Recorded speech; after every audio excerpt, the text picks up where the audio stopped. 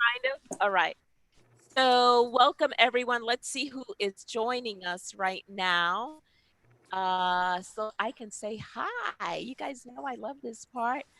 Hey, Brian. Hey, Charles. Hey, Matt. Hey, Nicole. Hey, Paige. Hello, Rebecca. Hello, Ruby. I wonder where all of these folks are coming in from. Hello, Amber.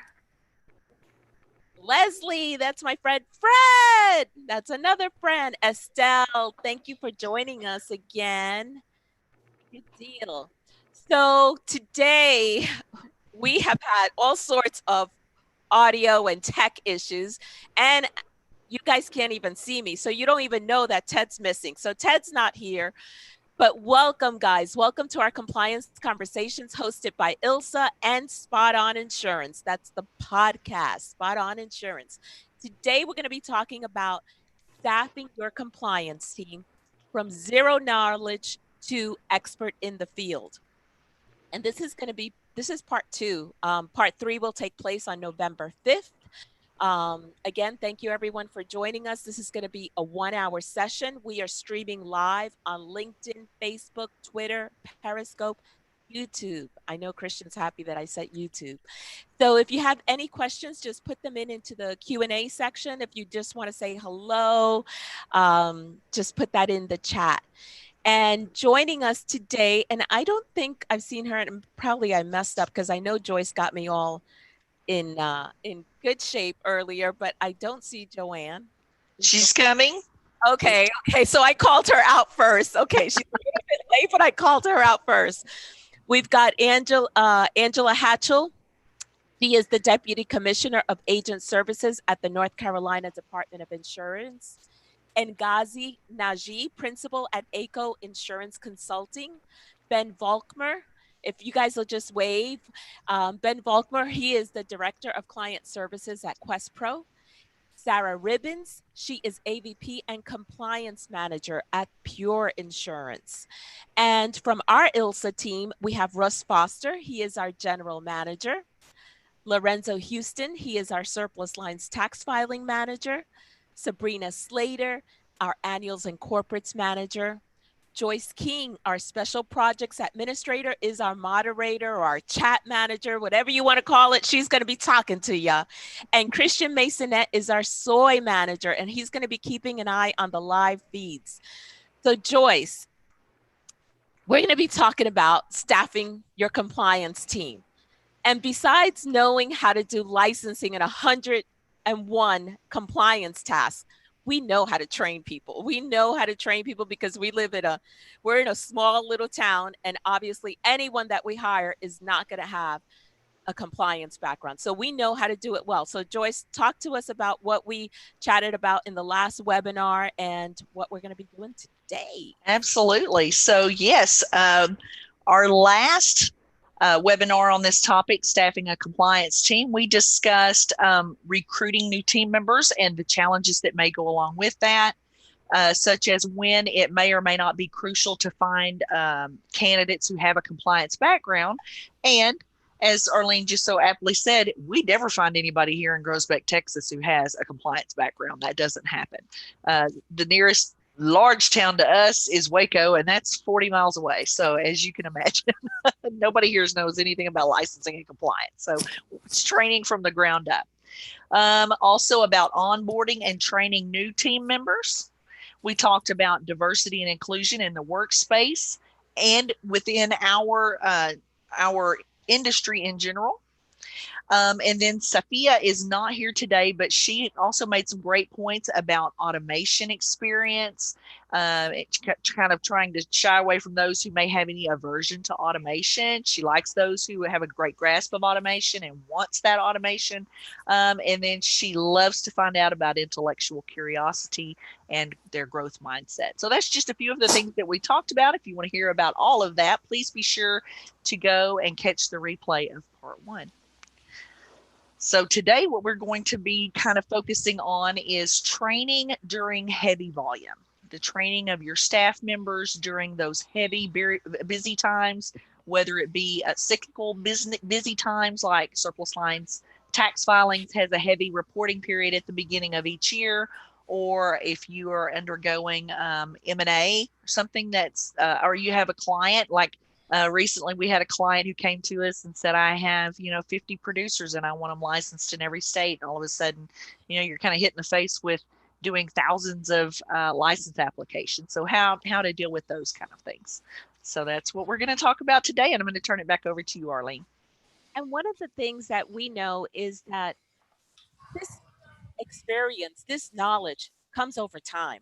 If you bring someone in with zero knowledge, they're not going to know and be able to tackle, compliance in 44, 54. I just took us down 10, 54 jurisdictions in the US, which is what we're dealing with. And most chief compliance officers are having to deal with the US jurisdictions, they're dealing with international jurisdictions. So it's a lot. So in our case, we're just dealing with the US, and sometimes we get a little bit involved with Canadian licensing as well, but not as much as we used to.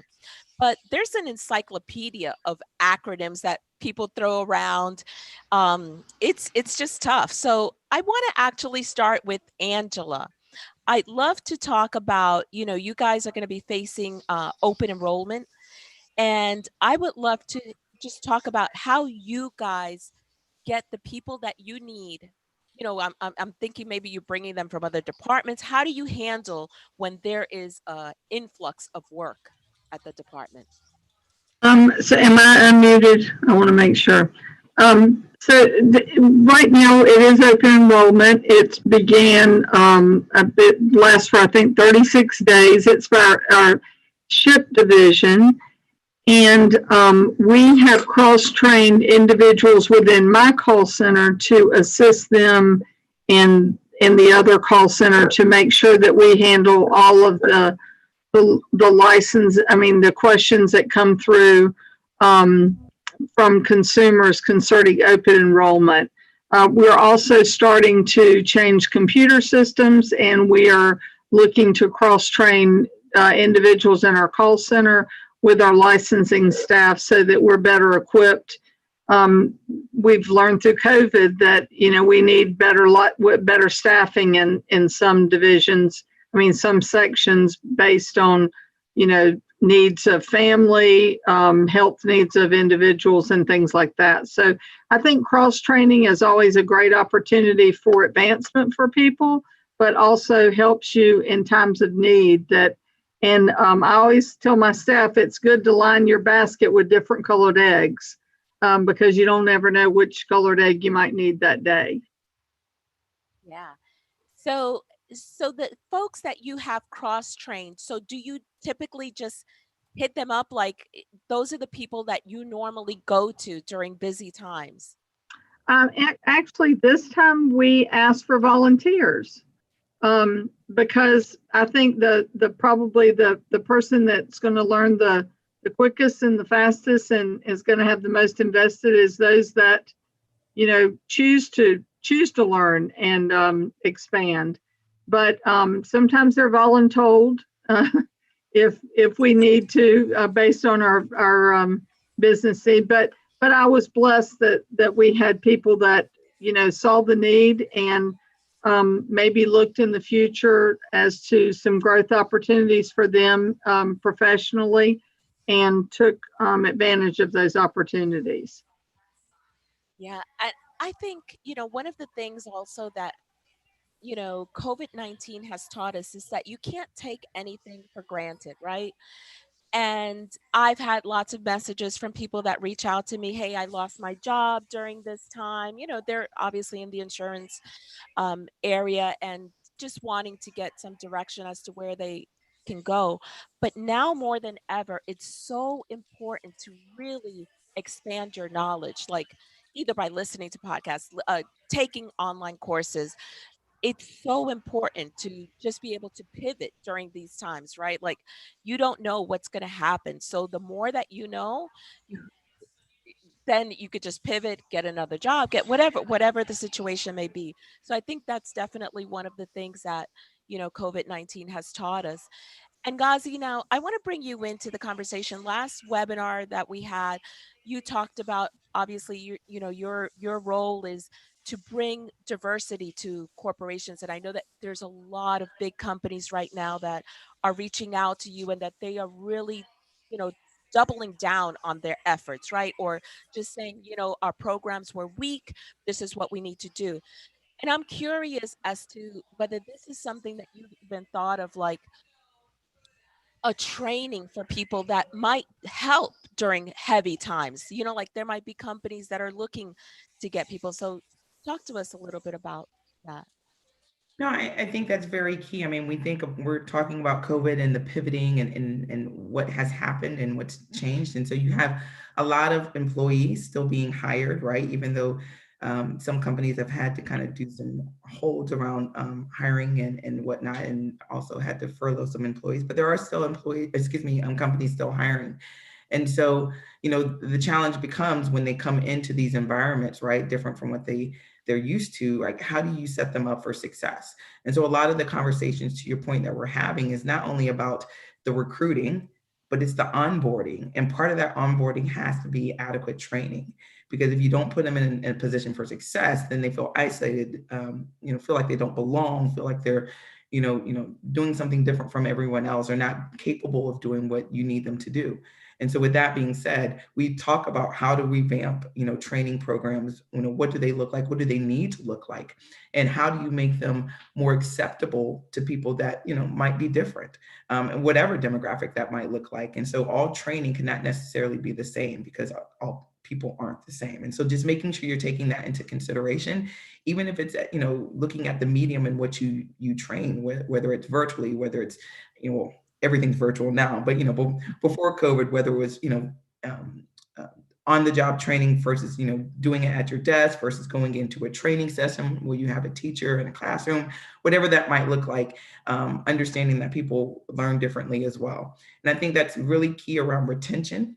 The more you train, the more you offer that support and resources, the more people, your employees, are going to stay, because now they feel that you're vested in them. You find them valuable enough to give them these resources and support them through whatever, busy time and change and pivot, for your business, whether it's, new operations, whatever the case might be. But it does bring about a sense of loyalty when you know, as an employee, that your company is investing in you through that training. Love that. I've got a question real quick for you, Joanne. Are you ready? So we know that you are new to your position, or you've got a new job relatively. You've got a new team that you're working with. And so obviously that comes with its own challenges, whether you have heavy workload or not. So can you talk to us a little bit about some of the challenges that you've experienced and kind of what you're doing to just overcome those right now? Sure. Well, I think the challenge is, I'm going to say, finding someone with that right skill set, right? And we talked last time about what are the right skill sets, and can you find someone that does this already? What do you look for? But I think, the challenge in the skill set and what you look for is something you have to reconcile. So for me personally, I love to find broader skill sets, very different backgrounds, maybe discipline related, right? So some similar disciplines. So someone who might be able to do what I'll call regulatory, or have done some regulatory research, but in a different field, right? So somebody who can find information a different way is really somebody who could really pull themselves into our role, and really with not a whole lot of training, really be able to assimilate and come on board. So for me, it's really finding those different types of skill sets. The challenging part is how do you write that ad, right? So how do you build that position to attract those people? And really having a good hiring program, which I'm going to say, especially in a smaller organization, can be very challenging. It actually can be challenging, I hate to say, because I was in a big organization before. It was equally challenging there, is really building that job description that makes people want to be a part of your organization, that lets them identify what's in it for them and what those positives are, and really gives you the opportunity to see what they can bring. So, so to me, it's really putting that program together for your company, big or small, that lets you really target the people and really what markets, how do you find what markets you want to be a part of so that that ad is getting communicated. Yeah. I want to add, like for us, one of the challenges that we had was obviously everyone that walks in through our doors, we know that we're going to train them. Our challenge was people being comfortable in their roles. Like once they knew, let's say it's renewals, they wanted to stay in that role. So I want Russ to talk a little bit about how we pushed people out of their comfort zones to become really well-rounded so that we can really depend on them and lean on them. Well, being the warm and cuddly people that we are, we looked for a motivator that would be universal, and money just popped right to the top. So what we did was we created, one of our managers came up with the concept of wheels that we would use to track people's skills and skill levels. And we tied people's raises to the amount of skills that they learned to fill in those wheels. I actually have one of them up. If you want me to share screen, Arlene, I can show everybody kind of what they look like. Hang on. You guys know I'm here without Ted. Uh-oh. Do you not have access to be able to share it? Not yet. I forgot how to do this. Go to click on participants, go to your panelists up in the right hand side, and then find Russ. Yeah, I've done this before. It's dropped my computer. I caught you off guard for once. That's awesome. Write this down in the calendar. There you go. Do you see Russ's name? There should be a box that says more and make him a host. Yeah. Christian's in here. I'm just going to tell all the secrets. He didn't trust me. I probably could have described it in the time it's going to take to show it, but there you go. The concept, here we go. The concept though has been great for us. We we put people's raises in their hands and told them, look, in a particular department. I pulled up licensing since we're talking about licensing and compliance. The base wheel looks like that, but Russ, each tab, it's not showing. No, it's not showing. What are we seeing? You have the circle of death. I have the circle. There of we death. go. Now it's up. All right. Now it's on. Now it's gone. Let me try again. All right. We're going to go there. As he's doing that, I'll say what we call this thing that he's showing us. Is the Wheel of Fortune. All right. Can you see it now? I'm on the East Coast, so I call it the circle of death. Circle of Yes, death. I agree. Oh, okay. So basically what we did was with each task within those tabs, we identified each task and we made that a portion of that wheel. And so as people were signed off on those tasks, we'd fill in their wheels. And as you became more well-rounded, I suppose, in your the different aspects of the things that we thought were important for that department, your wheel would become full. And then if you looked at the master wheel, there were percentages that showed how much of that you had done. And again, we would tie people's raises and promotions to that.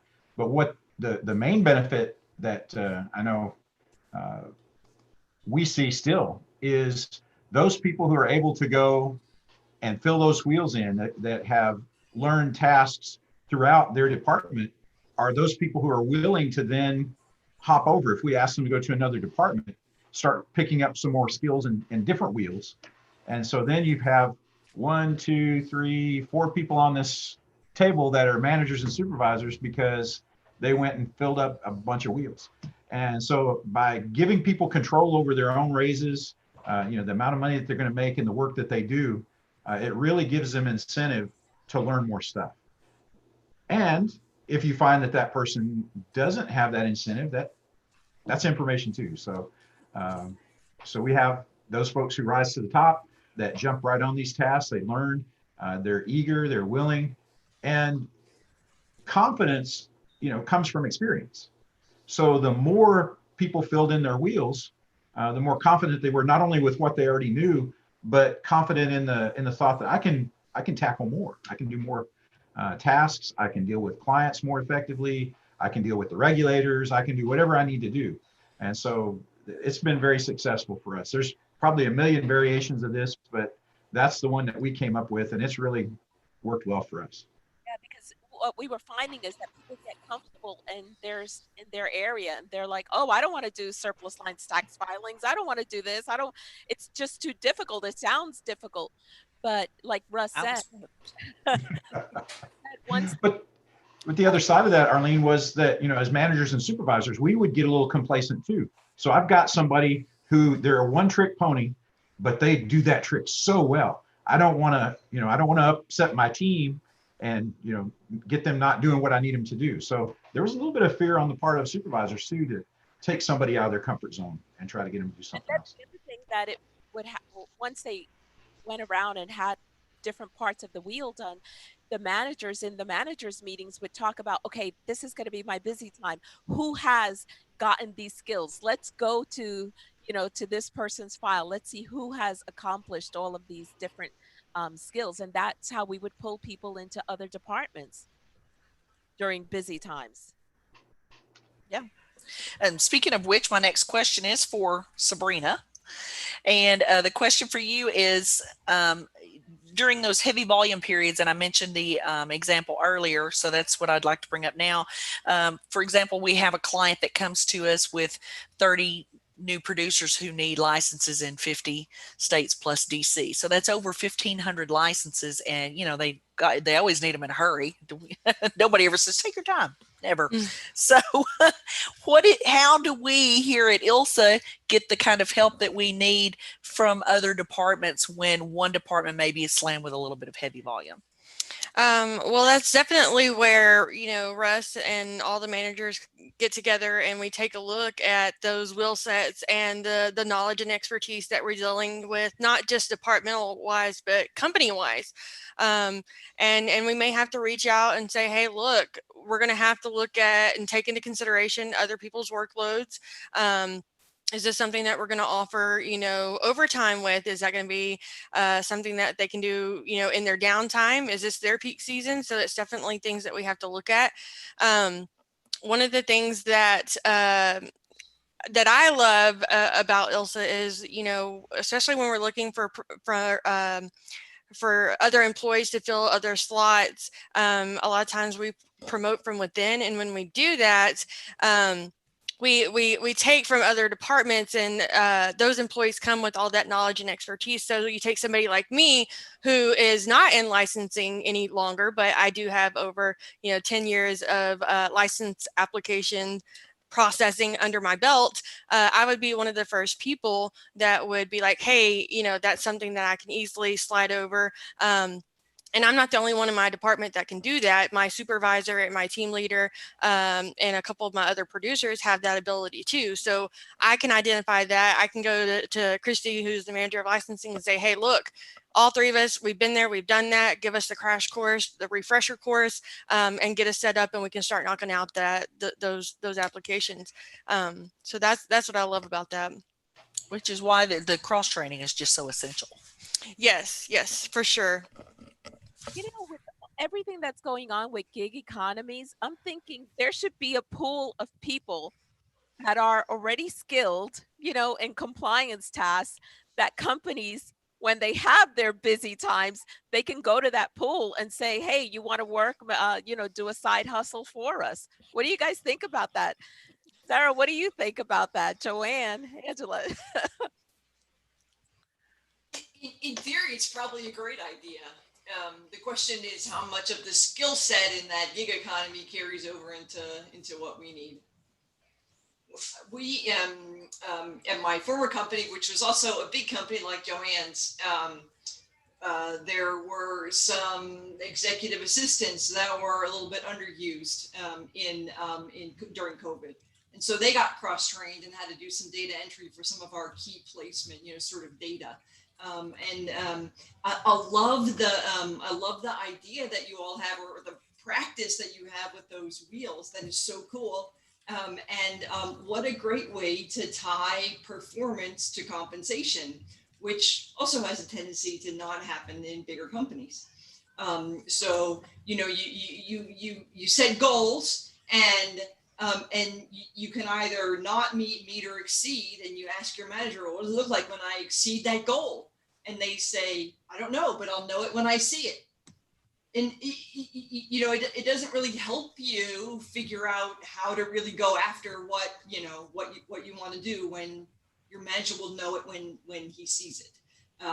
So I think the gig economy is it's certainly an interesting thing to consider and try to evaluate. And it would be something that would fit their interests, right? Because it'd be just a temporary thing. They could show up for a few days and do some work and make a little money. But we have to make sure that we're checking the validity and the accuracy of the work that they're doing. They wouldn't be as invested in it as an employee would be doing with cross-training and stuff. But it's definitely an interesting concept. This is Krista, but sometimes you just don't know. I mean, there are so many times you bring people in and you think that they're going to be a fit, but their personality doesn't fit.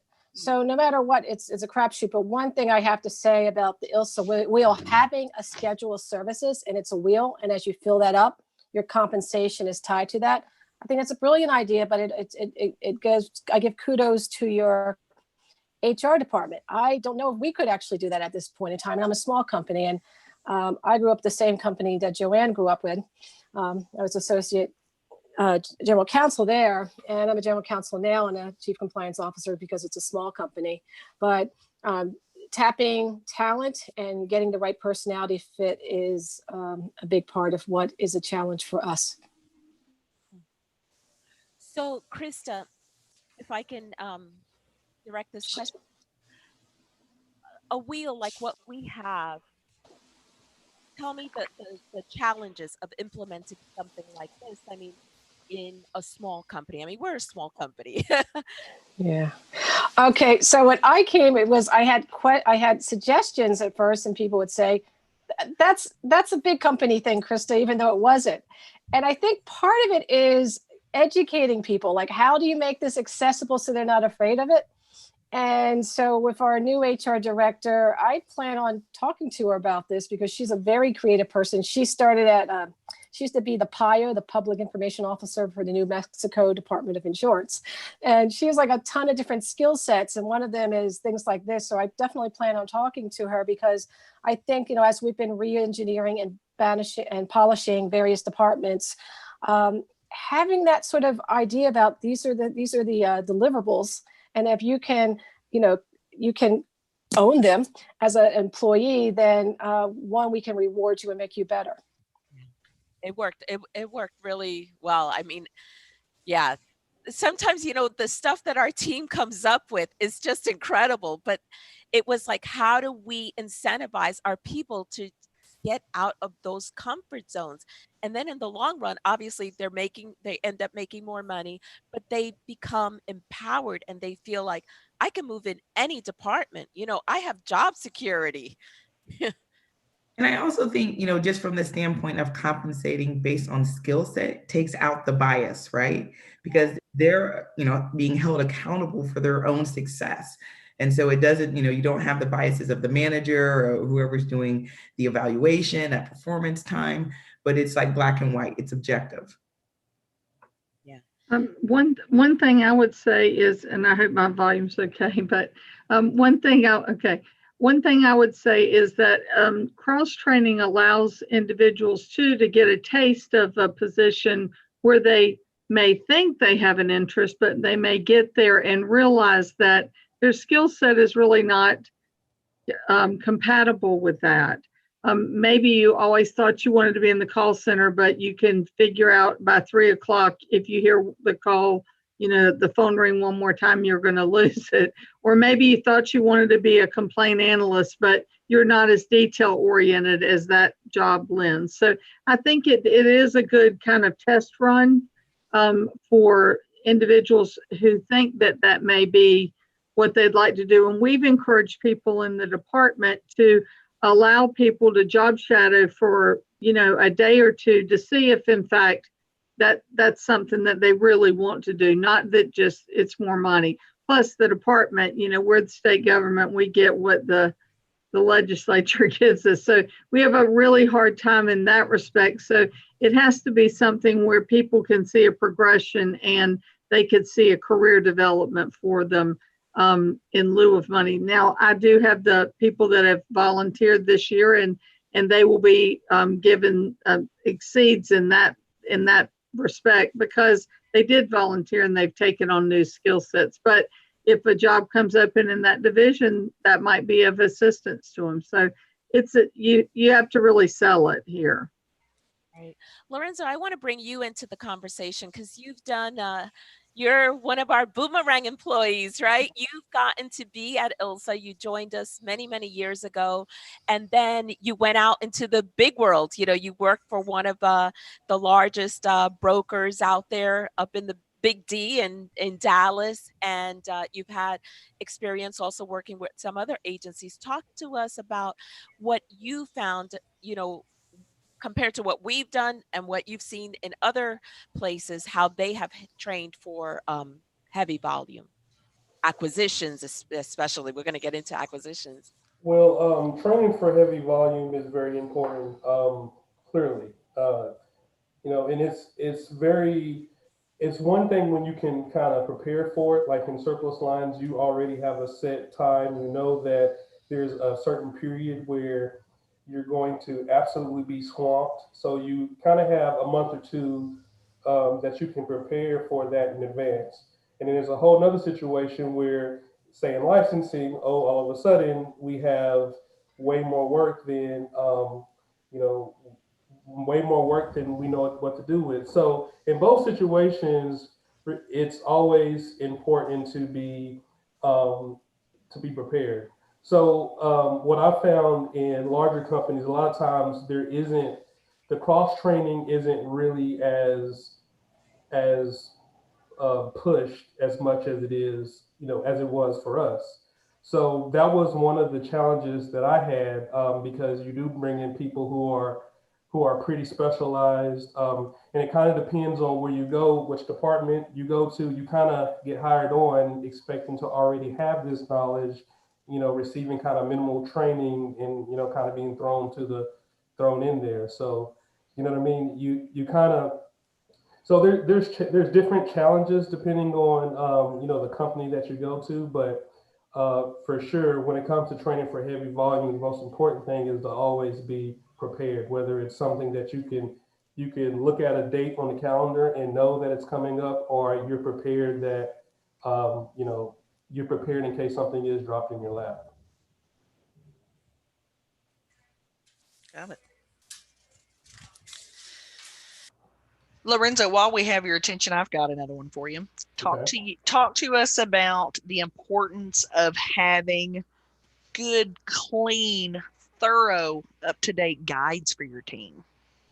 I think clearly we all would agree that guides are very important. But one of the things about guides is they can't have too much information in there. So with guides, it's very important that they are simple enough to be usable, but they are thorough enough to be effective. So, a good guide, you can kind of look at, you can reference back to, you can see exactly what's needed to be done. You can get to the information rather quickly, because what I found is if you try to put too much information in a guide, a lot of times it confuses the people who it's intended to help. So they'll shy away from that information, or they'll spend too much time trying to find the information, and it'll do more harm than good.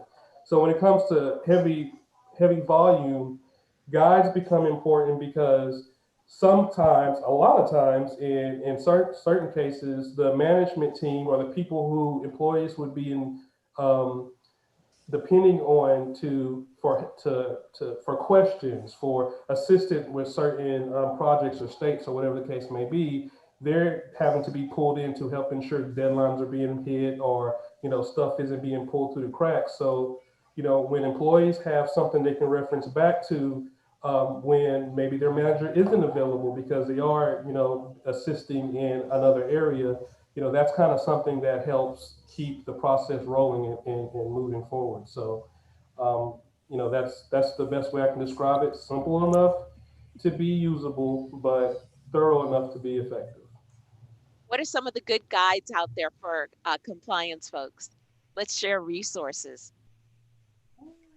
Sabrina's ready. She's like her hands on the buzzer. She's like, pick It me. is, it is, it is. Well, kind of like what Lorenzo was mentioning, we do have a lot of in-house guides that we've kind of created ourselves because, it's tried and true knowledge. It's stuff that we've learned from experience.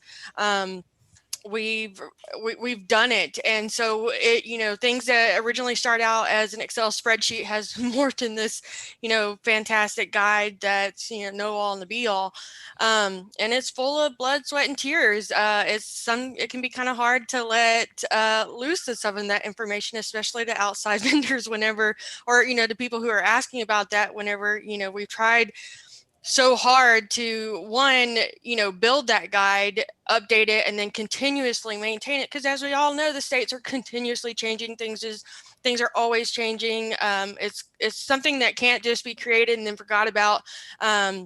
It's a constant effort. It's something that's looked at every single day. Every one of my teammates are looking at it. It's up. They have their processes. They're working on their task, and they have their guide right up there next to it. I do like Lorenzo. I like what you're saying. It's definitely can be all inclusive and can be overwhelming. I will definitely take that into consideration because I know some of my processes can be like that, especially when you're working with the Department of Revenue and the different corporate structures and things like that. A lot of people, you say Department of Revenue and they're like, they don't even want to touch it anyway. And then you have a Department of Revenue guide and they're like, not touching that with the 10-foot pole. Yeah. So, I get that. I will definitely take that into consideration. But so we do have our in-house guides. There's other guides that we use. I'm sorry, what? SILA guides. The SILA guides. That's actually one of the main things. The SILA guides are amazing, but just the members, use the people that that are here in the insurance industry. That's the great thing about building these relationships is if you come across something that you've never experienced, somebody in this in any industry, it doesn't matter. It doesn't have to be insurance. Somebody's experienced it. Get on a forum, reach out to the people that that you talk to every single day and say, hey, what is your experience with this? Ask them these questions. They thrive on that. And a lot of times, more often than not, it doesn't even have to be just, your peers. It could be regulators. It's amazing how many regulators are really truly there to help you. They want you to do things correctly. So reaching out to them is a boon. Definitely do that. I would highly recommend that. State websites, laws, statutes, things like that. There's resources across the board. Depending on whatever you're doing, you can always go out there. A lot of times they have frequently asked questions, things like that you can look at. And then just reach out to the states. Don't be afraid to pick up the phone and call. I didn't know if any of you that are on here have used like the FCNS licensing and counter signature laws book published by, is it still published by National Underwriter? I don't know if the company has changed. That used to be like our Bible. Krista, have you used that? I have used that. Those are great books. It just saves so much time. I combined that with some law firm publications, but the FCNS is a great publication. Yes. Is that the green licensing and surplus line? I love, that is definitely that. And then the, I got to give it to Sila on the adjuster guides. Definitely one of the best adjuster guides I've ever seen. Yeah, and I want to add to that as well, because I think a lot of times when we think of guides, we think of an Excel spreadsheet or some type of publication that has a lot of information that's listed in one place. But you think about it when you're going on a tour somewhere, the person who is showing you where to go, they are guides too. So people can be guides if they're your resource. Different tools can be guides if they're your resource. And shameless plug, we did develop surplus lines tax tool called CAT that kind of helps guide people to calculate their surplus line taxes and get that into information that can be implemented or imported into their deck page. So it's just kind of something that simplifies the process. But to me, all of that stuff in combination is kind of what I would consider guides. You know what I mean? It's not just something that is an Excel-based, a web-based data. You know what I mean? Like it's a tool or a resource that kind of helps you get the information that you need easily and effectively. So Joyce, we talked a little bit about, that's a great point, Lorenzo. Thank you. Joyce, we talked a little bit about mergers and acquisitions.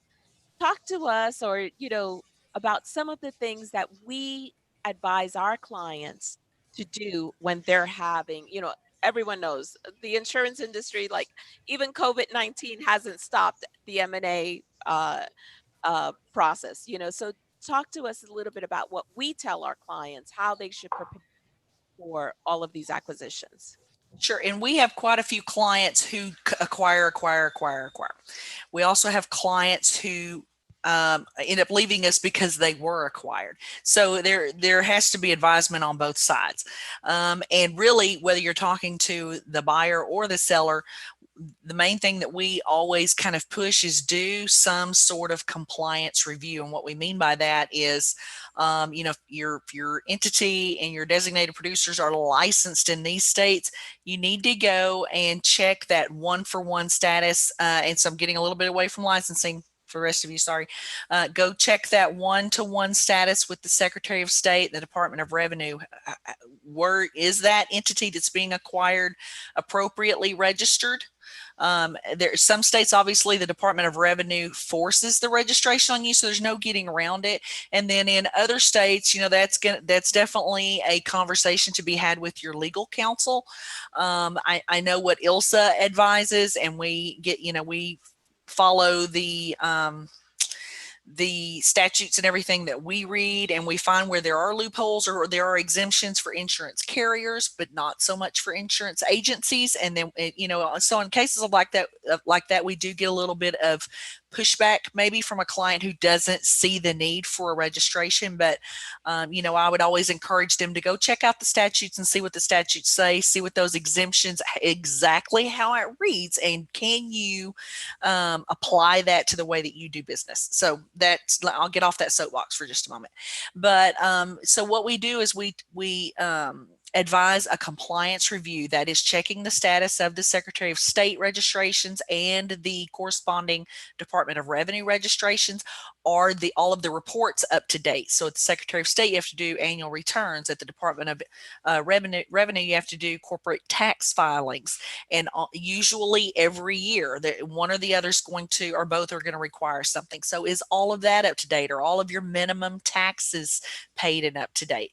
And if not, then what you'll see from those Secretary of State offices are a revoked status. You'll have revocations, you'll have forfeitures, you'll have involuntary dissolutions by the Secretary of State office. And those kind of statuses are reported in many cases to D&B, Dun & Bradstreet. So if somebody's pulling a report on an entity they want to acquire, they're going to see those kind of forfeited statuses and revoked statuses. And quite frankly, to a buyer, that maybe that doesn't speak very well of the management of the company that they're looking to acquire. So I'm just going to stop you there for a minute. Joyce and Joanne did an excellent podcast for us that's going to be airing November 3rd. That's like going into the weeds of that on all of the tasks that have to be done during acquisitions. So we got all into that. But one of the things that I want to drive home a point is, oftentimes the compliance specialist or the compliance and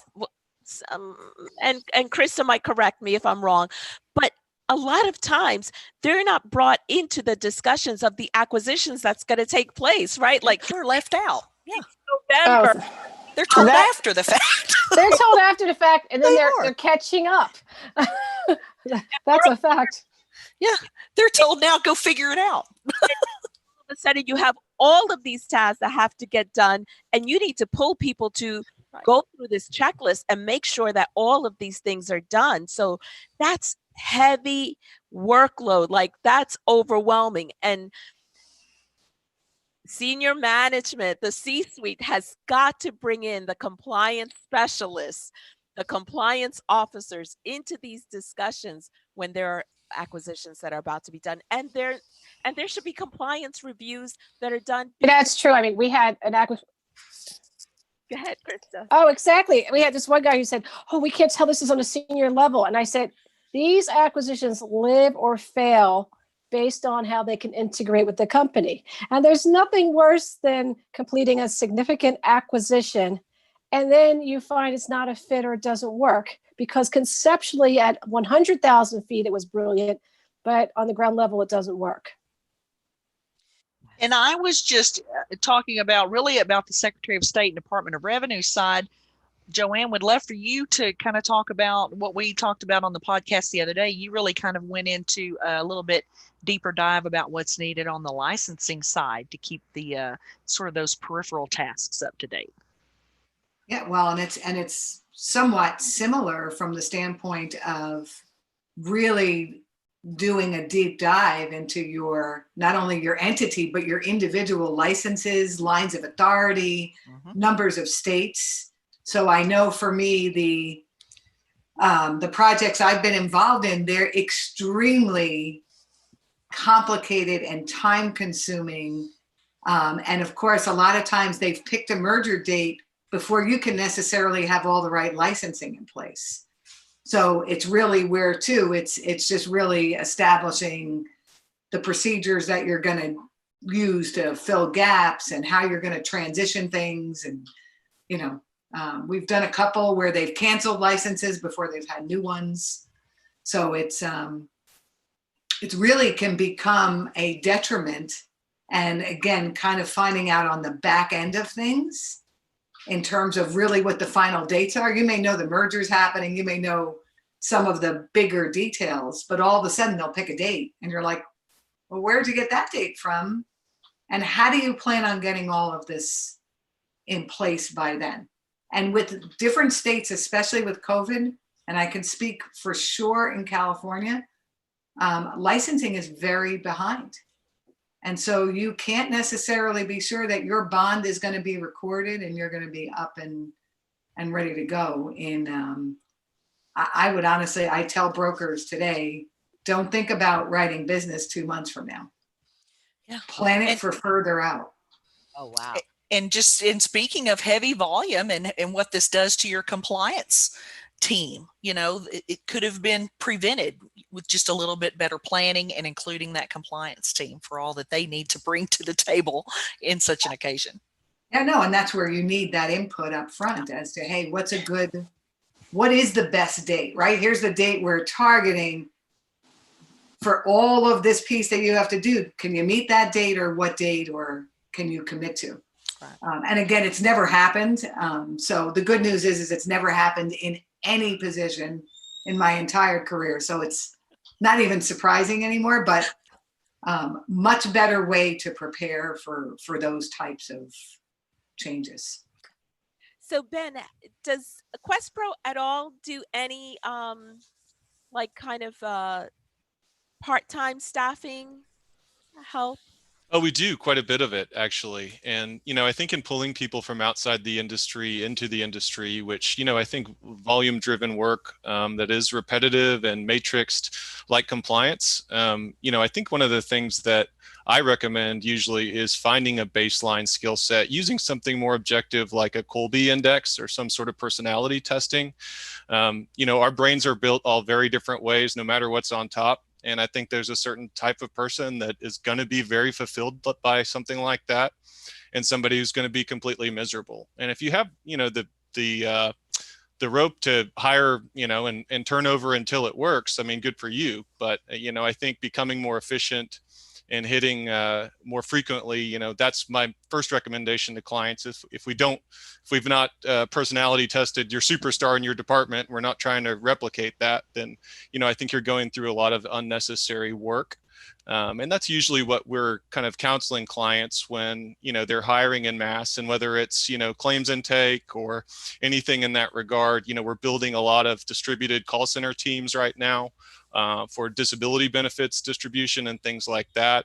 And it's helped quite a bit. We use Colby at a lower level and internally here for our team.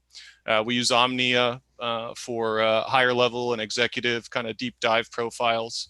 But I think it's something that just having 10 years of experience with, I've seen companies have success with and remove bias using those tools, which have really gotten better and better. I know a lot of people see personality testing in general as a big bad wolf or some sort of like Oz's curtain that is used to discriminate. But, and that could be true in some environments, but I think that it's definitely, in many cases, if you look at Progressive and companies that are leading the market, they all do it. They do skills testing and they want people to fit and thrive in the roles they've got. This is Krista. I would like to comment on, the use of different metrics, because I don't think that any are inherently good or inherently bad. A lot has to do with top down the environment and how people are educated. So I think like even saying that something is a category objective, not anything can be polluted, but in the right environment, using those, I think they're a great thing. And I'm a proponent of personality tests.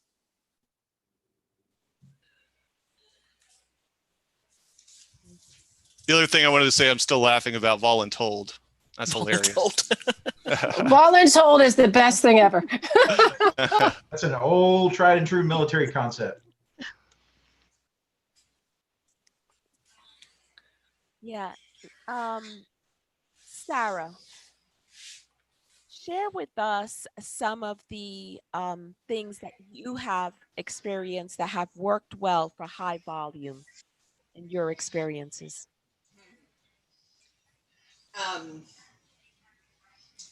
Having a glass of wine after work. Does that count? Yeah, it does. So no, I didn't say that. I work in compliance.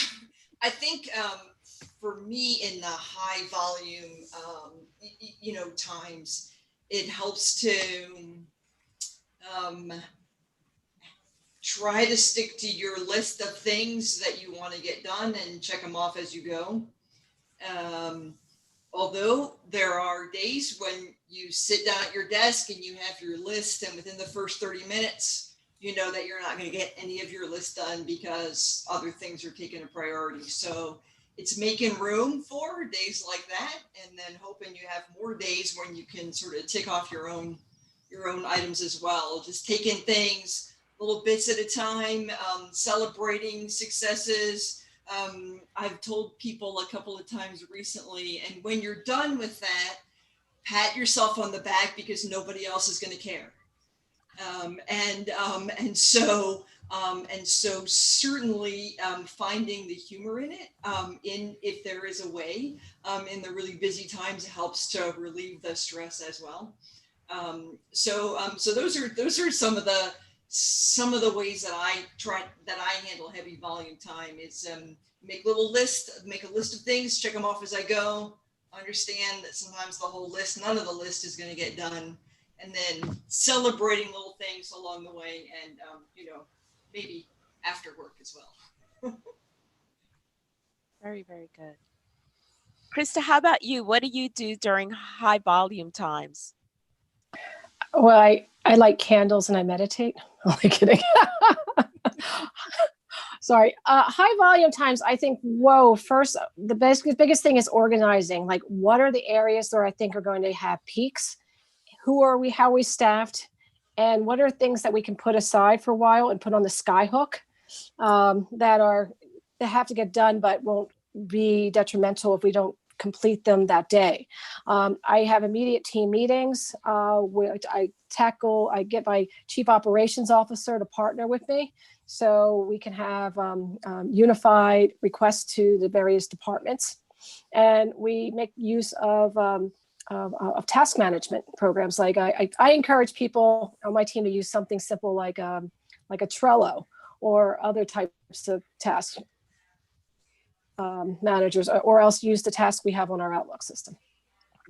But when that happens, we find that depending on the timelines, especially oftentimes there's late notice to the departments.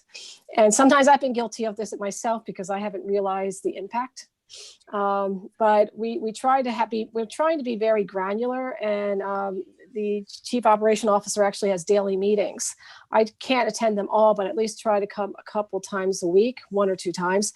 If I'm able to, during a peak time, if there's an acquisition or something extreme happening, it could be litigation, then a daily attendance with granular listing of what people need to get done.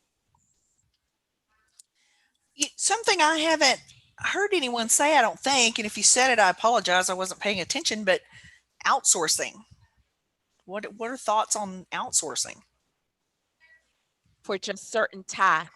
Yeah. We at the department, we outsourced licensing to a third-party vendor, and they send us the things that are not clean applications. And we also outsourced our continuing education piece, and we have just, if it's something that is an outlier, then that comes, we have one person that now does it.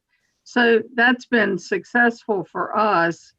We also do an action plan at the beginning of every year that says what tasks are going to be coming due and what staffing we think is going to be needed. That way we can make sure everybody's cross-trained ahead of time. We can make sure that we have the correct staffing, look at absences, people asking for vacation and things like that. But trying to get rid of the things that you can, eat first and get rid of, then that's fine. But it helps them plan. I think planning ahead, if you know that it's coming, is vital. That's a great point. And I know here, you mentioned people wanting to take vacation. A lot of people want to cash in that vacation during the holidays, Thanksgiving and Christmas and stuff like that. So I know that we do a lot of priority rearranging kind of around that time so that we can make sure all of the tasks are well taken care of before you start letting, kind of a slew of people be able to take off at the same time. And fortunately for us too, though, things do slow down right there. A lot of the states don't have due dates right exactly in that November, December period. So that does help too. Yeah. And we're looking at, because we're, I'm going to say, a small organization with a lot of growing pains in terms of different programs we want to build out and things that we want to be able to offer to the members. And so essentially what I've been working on for our larger group is, what does that calendar look like? And what does it really mean, right? So I think that's the piece where when you're in a phase of growing too, it's actually admitting that maybe a little extra help. So you can't just keep staffing and staffing and staffing. So can we figure out how to use some outsourcing as an opportunity to help us through a growing pain? Because maybe we're in the process of hiring. I know there's a bunch of our departments that are all trying to fill an open position or two. And again, that person will need some training and some time to come on board. And how do you fill the gap in between? Can you, when we're in a position of being there for the membership across the state, how do you make sure that you have everything covered during the times where, again, you're building up or trying to train a new resource? So I've kind of proposed that on our end. And I think that's where, again, we're going to try and look a good 6 to 8 months out at what does the plan really look like and how realistic is it that we can accomplish it with the current team? I think one thing is asking for help and offering help, because you'll find if you offer help, the next time you ask for it, they'll reciprocate. But also, one thing that drives me crazy is if something's due on Friday, I try to get it done on Wednesday, but I have people that wait till Thursday at 5 to have it done. That drives me crazy. So prioritizing, I think someone had mentioned, having tasks and saying, okay, that's due on Wednesday, but let's mark it off so that in case something comes up, we can meet that goal. One thing I'm learning, I just moved kind of to a new position here at ILSA, but the position is to work with developers for some new tools that we are planning to roll out here in certain automations. And on the subject of outsourcing, my partner and I, Brian, we were on a call the other day with a couple of developers that we're working with, and it became painfully obvious to me that this is going to take a good bit longer than I actually thought because of the entire learning curve for our developers. And we sat on, it was last week, we sat on a 3-hour long call with the developers in which I spent just about the entire time talking, and y'all know I like to do that, so that was easy for me. But I was taking them through our quoting process because we want to automate this stuff. I took them through our quoting process and where this information lives. And by the way, we're going to need this guide. And it seemed like at every juncture I was saying, oh yes, and to complicate matters more, if this is factored in, then this over here is going to happen. And so the outsourcing can be awesome, but at the same time, you do have to kind of train your people to do what you do. And we're in such a little niche area that is pretty hard to do.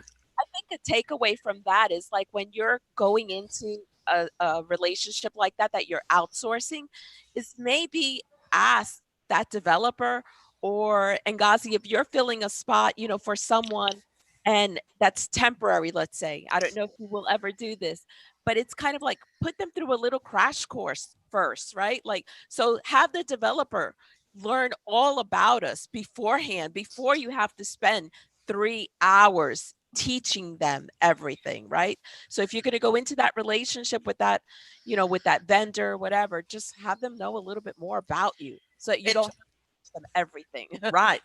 And that's one of the things we did as we started the call. I said, I'm about to send you acronyms and terms and definitions, and have this handy as we get ready to go through some of this stuff, because if I'm rattling off an acronym, you're going to know what we're talking about. We're going to wrap it up, guys, because we are 2 minutes behind schedule. And I just want to let you guys know that the next webinar that we're having is going to be on mergers and acquisitions. That's going to be Thursday, October 26th. It's going to be part 2 of our M&A webinar series. And like I said, on November 3rd, we are going to be having a podcast on staffing compliance teams and just everything. And we have so many webinars and podcasts going on right now on wrapping these up.